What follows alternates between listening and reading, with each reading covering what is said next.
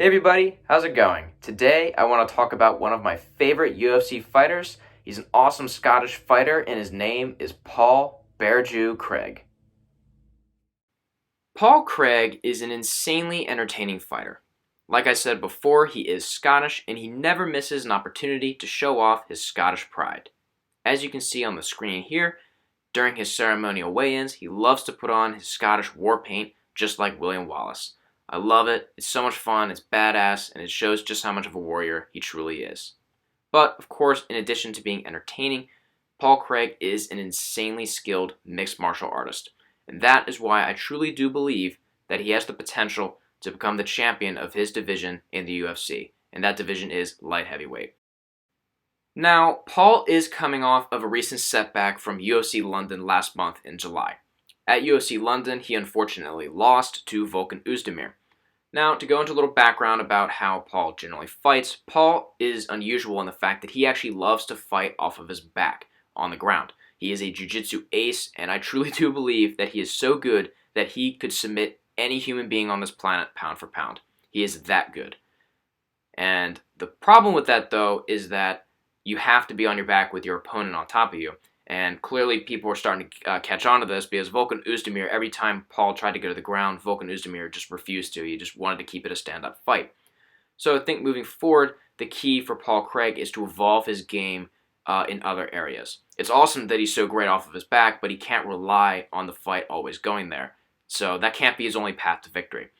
So two things I think he needs to evolve. One, the stand-up game, and two, his ability to take his opponents down. So let's talk about the first one. I think his stand-up game is underrated. I think he is a good striker, but he can always evolve and get better. So I think he needs to evolve that game. And if he can evolve that enough, then he could become a deadly striker, and he could, ideally he wants to get to the point where he can beat his opponents on the feet with confidence, right? That would be fantastic. But the other reason too, of course, is if he becomes a good enough striker to give, all the other fighters in the division a problem, then, well, if his opponents are losing to him on the feet, then they might go for a takedown, which, well, would put Paul right on his back where he's very comfortable, right? So that's a win-win situation. If you can, best your opponent on the feet to the point where they have to go for a takedown, well, boom, then Paul's in the position that he wants to be in. But then if they don't, they want to keep a stand-up, and you have the skills to beat them, then okay, you can beat them on the feet. So you can beat them in both places. Then the second thing is the takedowns. So, of course, in this Oezdemir fight, Oezdemir just completely refused to go to the ground. He didn't want to go to the ground at all, and he kept it a stand-up fight whenever he could. And the only time Paul was really successful in keeping the fight on the ground was the first round. But outside of that, the second and third rounds, Oezdemir just kept it on the feet, and Paul couldn't get him down. So, of course, if your opponent's not willing to go to the ground, then you need to force them if that's where you want to be. And a lot of what Paul was doing with Oezdemir was trying to, pull Oezdemir down to the ground, like moving backwards, which makes sense because Paul wants to be on his back, right? That's how you get right to being on your back on the ground. But the problem with that is it's not really the most effective way to take somebody down. And on top of that, it's completely predictable now for everybody based on, Paul's history of fighting. So I think what he needs to get better at is being able to actually take his opponent down, force them to go to the mat with a takedown.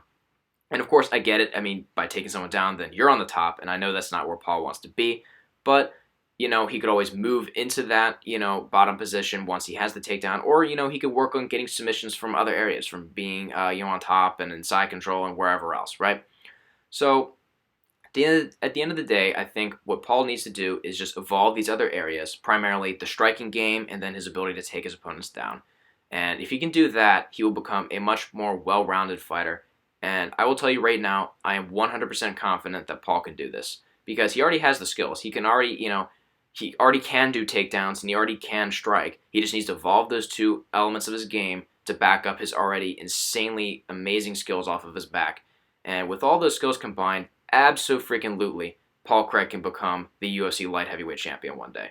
I believe that without the shadow of a doubt. And also just seeing Paul Craig and his passion and dedication to this game, I know the kind of fighter he is. This guy can absolutely make the improvements necessary to get himself to be the best fighter in the world at his weight, 100%. Now, let's go ahead and take a look at the UFC light heavyweight rankings. So, first I want to talk about some of the impressive fighters on this list that Paul Craig has already defeated. So, This is the champion in the UFC for light heavyweight right now at the top, Yuri Prochazka, and then below him the, top 15 best light heavyweights in the UFC, ranked from 1 to 15. Every single fighter on this list is insanely skilled. All of these guys are incredible. It's just insanely, tough in the UFC because all these guys are really good. That's what makes it so entertaining is he has so many great fighters. Paul Craig is currently ranked at number 10. And there are 3 fighters on this list that he has already fought and defeated. So at number 11, Nikita Krylov, he already beat him. And then moving up to some even higher rankings, at number 6, Jamal Hill, Paul Craig already took him out, obliterated his elbow and beat him in the first round. Very impressive victory. And then up as high as number 3, Magomed Ankalaev. Paul Craig has already beaten him too. So you look at this list, he's already taken out the current number 11 in the world, the number 6 in the world, and the number 3 in the world. He's already beaten some of the best fighters in the world at light heavyweight already, where he is right now. So don't even get me started on where he could be with this evolution that's gonna come. As he continues to get better and evolve, I'm telling you, this man is absolutely a problem for this division and absolutely is a contender to win that belt one day. Now, as far as who Paul Craig should face in his next fight, ideally, of course, you want to fight up. You want to fight someone who's above you because that's what's going to help you move closer to the title. It's not always possible to do that, of course, especially when you're coming off a loss like Paul is, but I think he's actually in a very good position to get an opponent ranked above him because there's some really good fighters above him that are also coming off of losses. So at number 10, I think Paul Craig would do very well to face Thiago Santos next. Santos just came off a loss this past weekend to Jamal Hill. That's why Jamal Hill's moved up and Thiago Santos has moved down. I think that would be a great fight. Thiago Santos has actually come off of multiple losses, and he's had a bunch of losses recently. So I think that would be a great matchup. 2 amazing fighters and a great opportunity for Paul Craig to move himself back up. Another great matchup for him would be against number 7, Dominic Reyes. Dominic Reyes is coming off of a 3-fight losing skid, but he's an insanely talented fighter, of course, still, and that'd be a great fight for Paul, again, to work on his evolution and to move himself back up in the rankings. So for me, I'm going to say Thiago Santos or Dominic Reyes would be great opponents for Paul Craig to face next, but of course, there's plenty of other amazing fights on here. You guys let me know down in the comments below who you think he should fight next. So that's everything I wanted to cover today. Thank you so much, everyone, for watching. I really appreciate your time and support.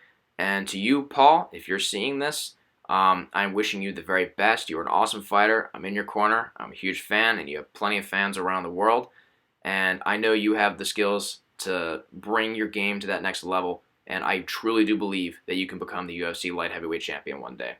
Ignore all the trash can emojis and hateful comments on Instagram. Only listen to the constructive criticism and work on just bettering yourself, becoming the best version of yourself. And I know you will be the UFC light heavyweight champion one day if you do that.